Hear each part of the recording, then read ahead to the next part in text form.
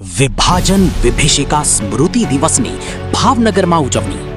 ભાવનગર શ્રી લાડી લોહાણા સિંધી પંચાયત ભાવનગર દ્વારા તા 14 ઓગસ્ટ 2026ના રોજ સ્વામી લીલાશાહ ભવન નવી વાડી સિંધુનગર ખાતે વિભાજન વિભીષિકા સ્મૃતિ દિવસ નિમિત્તે વિશેષ કાર્યક્રમ યોજાયો હતો. કાર્યક્રમમાં મુખ્ય મહેમાન તરીકે ભાવનગરના mayor Shrimati Ushaben Talreja, SP Shri Nitesh Kumar Pandey, HDFC બેંકના ક્લસ્ટર હેડ શ્રી સંજયભાઈ લાલવાણી સહિત શ્રી કનુભાઈ છગનાણી, શ્રી કિશોરભાઈ, મનીષભાઈ, વેપલ કાકા તથા ભજનમલ ઉપસ્થિત રહ્યા હતા. કાર્યક્રમમાં મોટી સંખ્યામાં સમાજજનો જોડાયા હતા. કાર્યક્રમને સફળ બનાવવા શ્રી લાડી લોહાણા સિંધી પંચાયતના ટ્રસ્ટીઓ, નવાજન મંડળના યુવાનો મયુરભાઈ પ્રીતવાણી તથા વિશેષ પ્રમુખ શ્રી દિલીપભાઈ જોબનપુત્રાએ મહેનત કરી હતી.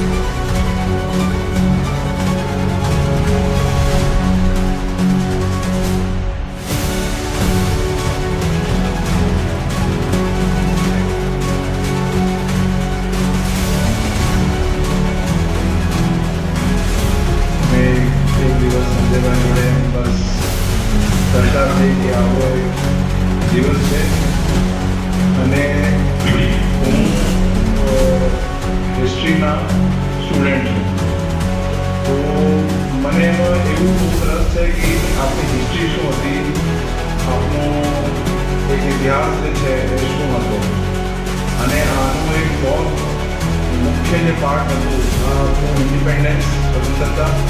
એના સાથે સાથે જે બહુ દુઃખદ એક જે થયું હતું એપિસોડ એ હતો આપણો પાર્ટીશન, અને એના સાથે એક જે બધા સમાજ જે એના રૂટ્સથી દૂર થઈ ગયા અને પછી ક્યારે પણ પરત નહીં જાવી શકતા, એના દુઃખ એ કોઈ અકલ્પનીય છે, એ કલ્પના બહાર છે.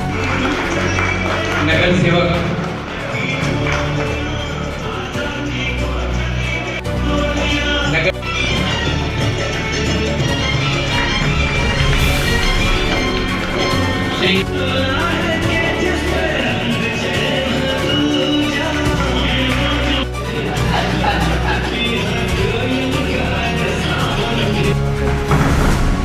શ્રી લાડી લોહાણા સિંધી પંચાયત ભાવનગર દ્વારા આજે 14 ઓગસ્ટ 2026ના રોજ સ્વામી લીલાશાહ ભવન નવી વાડી ખાતે સિંધી સમાજ માટે જે યાદગાર દિવસ છે 14 ઓગસ્ટ 1947 કે જે દિવસે ભારત દેશના બે ભાગલા પડ્યા અને સિંધ પ્રાંત જે અખંડ ભારતના સિંધ પ્રાંત હતું તે સિંધ પ્રાંતને છોડીને સિંધી સમાજના લોકો દેશભરના વિભિન્ન વિસ્તારોમાં આવીને વસ્યા હતા. એ દિવસને સિંધી સમાજ અને ખાસ કરીને ભારત સરકાર પણ યાદગાર દિવસ તરીકે ઉજવે છે અને યાદ કરે છે, જેનું નામ વિભાજન વિભીષિકા સ્મૃતિ દિવસ તરીકે આખા દેશમાં સિંધી સમાજ જ્યાં જ્યાં વસવાટ કરે છે ત્યાં આ દિવસની ઉજવણી થાય છે.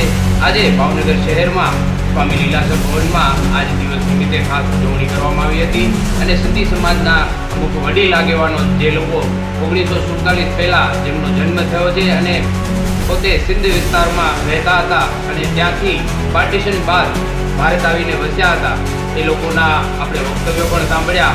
આજના કાર્યક્રમમાં ભાવનગરના પ્રથમ નાગરિક મેયર શ્રીમતી ઉષાબેન તલરેજા અને આદરણીય એસપી શ્રી નિતેશ કુમાર પાંડે સાહેબ સહિતના આગેવાનો તેમજ મારી પંચાયતના પ્રમુખ શ્રી દિલીપભાઈ જોબનપુત્રા સહિતના તમામ આગેવાનો પણ ખાસ ઉપસ્થિત રહ્યા હતા. સમસ્ત સિંધી સમાજના અલગ અલગ સંસ્થાઓ અને પંચાયતોના આગેવાનો પણ ખાસ ઉપસ્થિત રહ્યા હતા.